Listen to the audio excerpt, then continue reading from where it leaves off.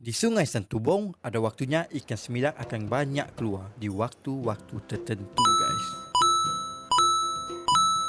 Pada trip kali ini, aku membawa 3 pemancing dari daerah Padawan untuk mencari strike di Sungai Santubong.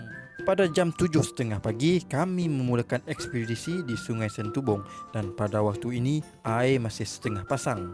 Biasanya, ikan semilang aktif ketika air pasang. Jadi, aku singgah ke spot anak sungai, iaitu spot biasa aku untuk memburu ikan semilang. Dan tidak menunggu lama, ikan target telah termakan umpan. Alhamdulillah, memang rezeki mereka, guys. Pagi-pagi dah dapat naik ikan target. Mantap. Sebelum aku sambung cerita, jangan lupa hit the like button dan tekan butang follow, guys, supaya aku lebih semangat buat kontennya. Cabaran utama ketika memancing semilang di spot ini, guys, adalah sesirat ataupun kami panggil di sini belut. Jadi korang kena banyak bersabar, guys. Sabar adalah kunci kejayaan dalam memancing. Mantap. Lepas di depan strike, giliran aku di belakang pula yang strike, guys. Ikan target, Alhamdulillah. Macam biasalah, kalau aku menjadi tekong, aku akan merakam momen dan juga memancing untuk menambah hasil bagi penyewa Demak Boat Rental.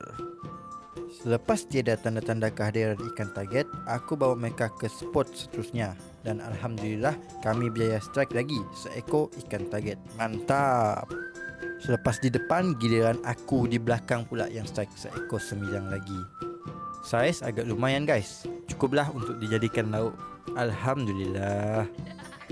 Selepas selesai di spot itu, kami berpindah lagi ke spot seterusnya. Dan ini yang terjadi, guys. Anda besar dong.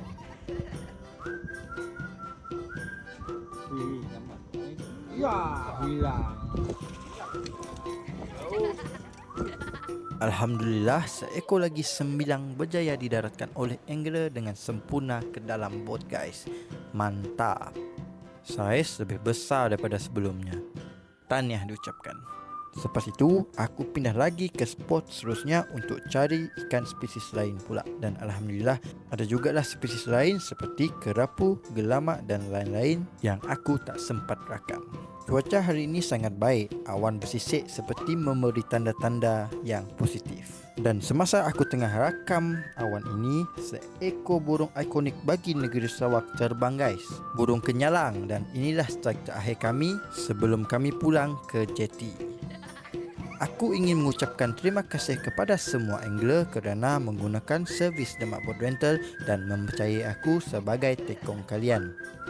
Kalau korang nak mancing di Sungai Santubong, nanti aku letak link di bawah atau boleh cek link di bio aku. Sekian daripada aku, AB Fishing Adventure, content creator memancing daripada Borneo, Sarawak. Thank you so much for watching. See you next video.